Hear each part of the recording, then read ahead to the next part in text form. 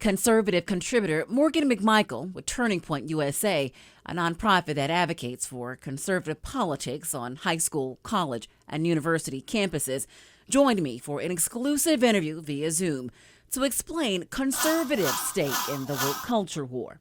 I started with the same question I asked other contributors to the series. How do you define the word woke yourself? Or what do you believe? What's your understanding of the definition? I mean, I would define it as a progressive ideology promoting social justice activism, but it really is at the expense of free speech and traditional values. I did some more research into the background of what the term woke means, which, it used to mean an awareness of injustice, but I do believe that the term woke has now been morphed and co opted by the left as instead becoming progressive ideology.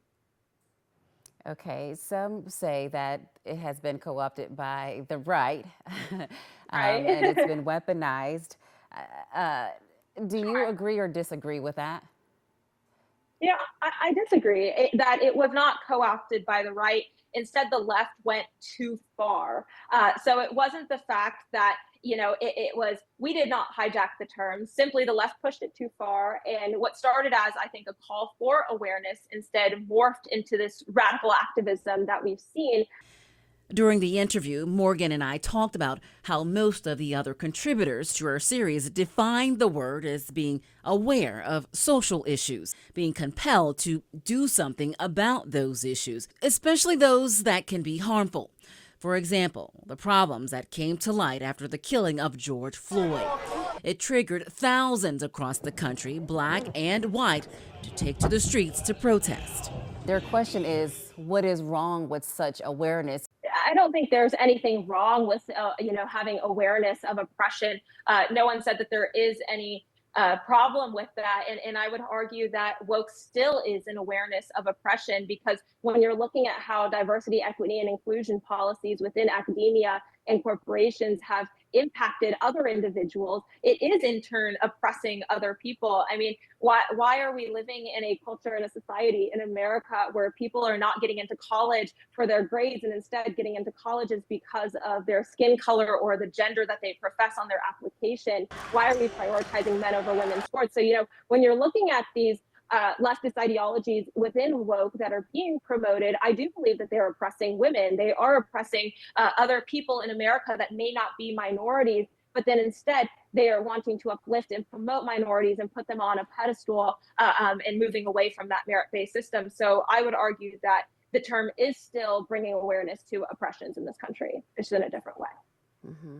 And so, what are your thoughts on systemic racism? Currently in America today, no, I do not believe that systemic racism exists. Are there racist people in this country? Absolutely. But that does not mean that the entire system has been created on the grounds of promoting racism. We live in a country where you have the opportunity to go out and build yourself up from nothing.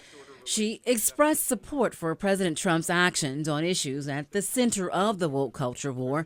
For example, his executive orders tied to gender identity and diversity, equity, and inclusion programs.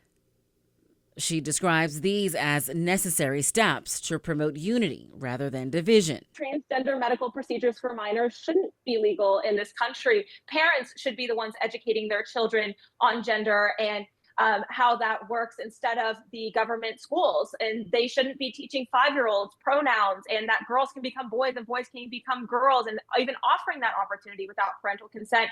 And at the end of the day, it really is harmful to children and an overreach of the government. And, President Trump recently just signed the executive order banning men from women's sports, which I was actually present at in the White House. And that was a monumental move of safeguarding women and protecting women's sports for the future, and also has to do with the woke ideology.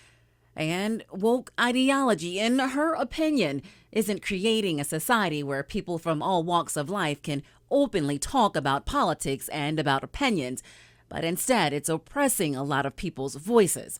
And that, she says, can be harmful to America's unity and even economic stability.